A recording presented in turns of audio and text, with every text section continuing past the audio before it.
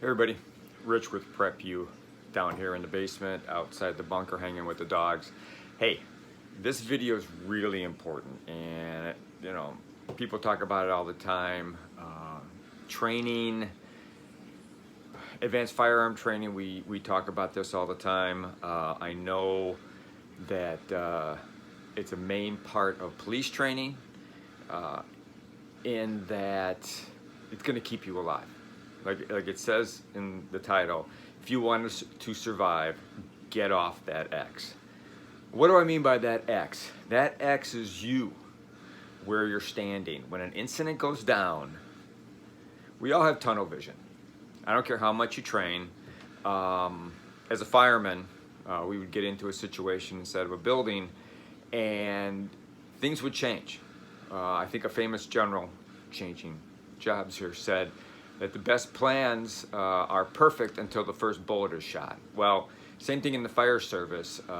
Plans are great from the outside until you actually make an interior attack and you realize fire's not where you thought it was. The inside of the building is not what you thought it was, and you have to change. And a lot of times what happens in that instant, and I don't care if you're a police officer, a fireman, a military guy, you have that tunnel vision. You stop. Well, that's the worst thing that's going to happen because in the fire service, fire is going to get worse. Conditions are going to decrease quickly. In the military, the enemy has another second or two, 3, 4, 5, depending on how long, to figure out your distance and where you're at, and for them to turn quickly and shoot you first. As policemen, you can also either get killed or make the wrong decision during that tunnel vision because you aren't watching what's going on around you.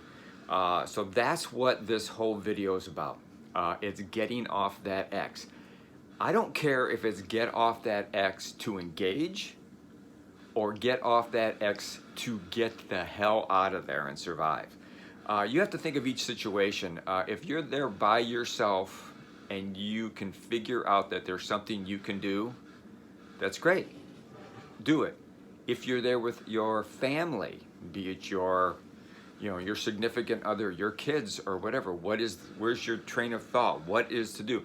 If you have no place to go, you have to engage, but you still have to get off that X. And that X is where you're standing, okay? We train for advanced handgun and advanced rifle, move. It only has to be a foot.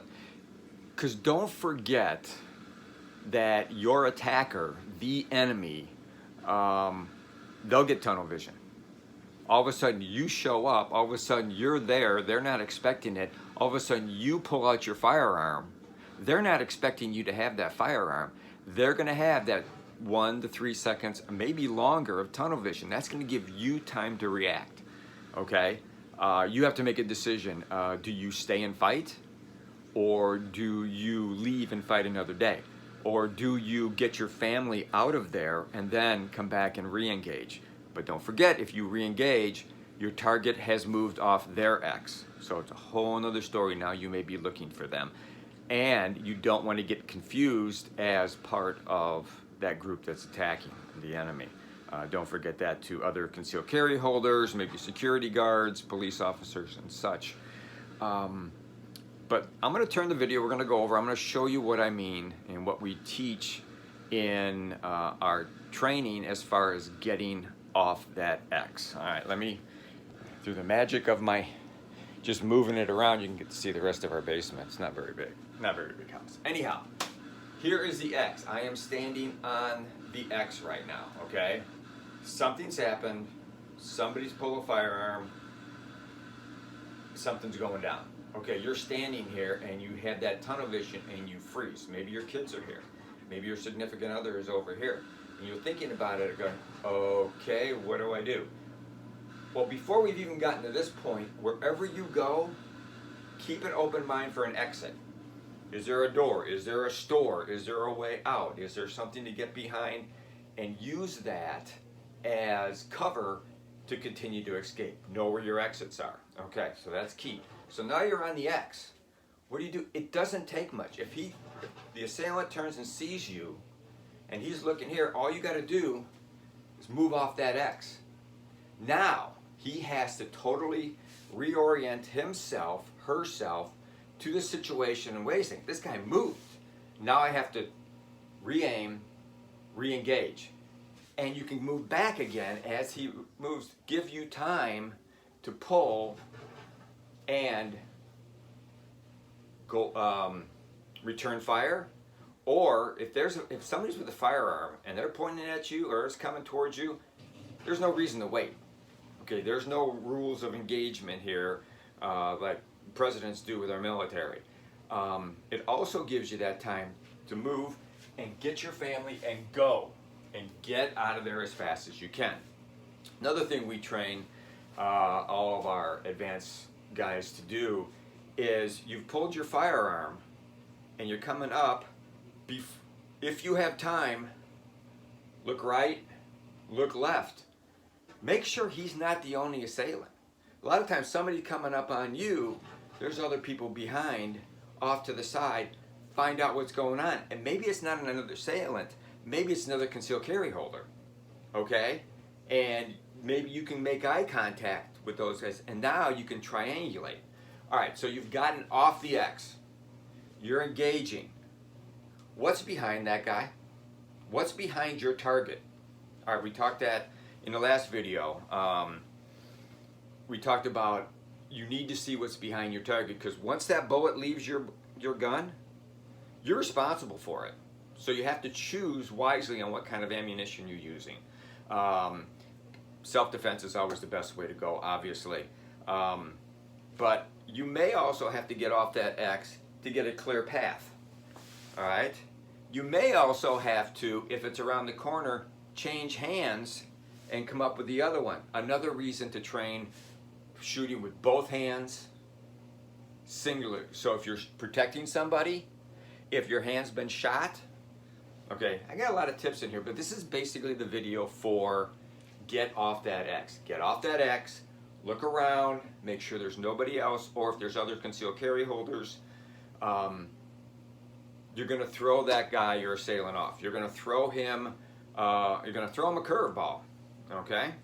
And he's going to have to think about this. Okay, now you've pulled the firearm, which he freezes. You've moved, which he freezes more. You may come up and engage, which even makes him freeze longer. You could have anywhere from 2 to 6 seconds to make those moves, okay?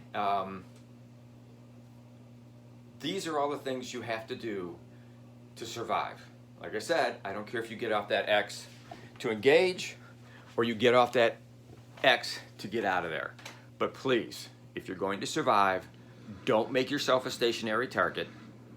Move, engage, or escape. So that's it. So I hope this helps, especially some of our new shooters. A lot of the people that we train are working their way up with their skills and stuff like that. And they're getting their concealed carry license, or in states, some of you states live in constitutional carry states.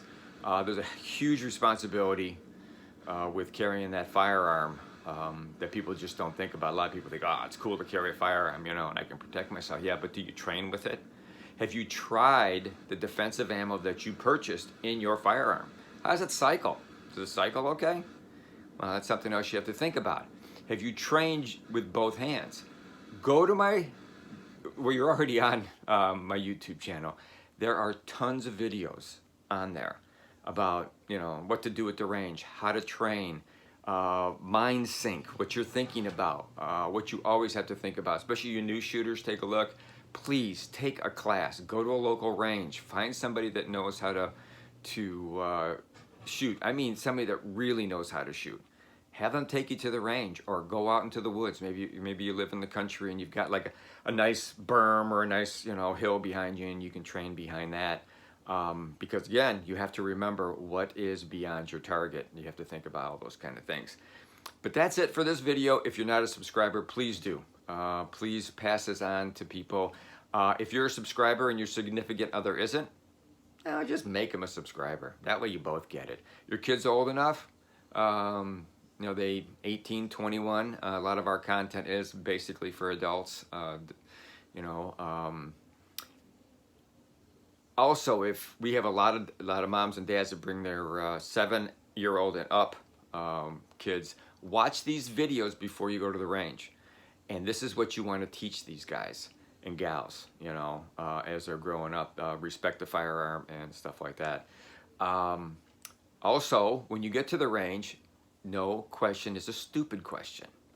No concern with your firearm is a mild concern. Use your RSO. Talk to your RSO. If you don't have an RSO where you're shooting, ask somebody else. Say, hey, I'm not really sure this is going on with my rifle, my pistol, my revolver, my shotgun.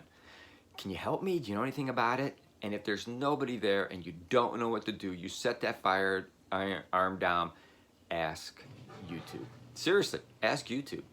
And you will get a whole bunch of answers. Don't just stick with one. Don't like mine. Don't just stick with mine. Look a couple of different ones up. You have the ability to get an answer and figure it out for yourself. And YouTube's a great way to go. Or Rumble or whatever you want to use. So that's it. Like I said before, if you're not a subscriber, please subscribe. Thank you very much. We're close to 2,000. We just got to get over that hump and keep going. So thank you for watching. Please be aware of your surroundings and your situation at all cases.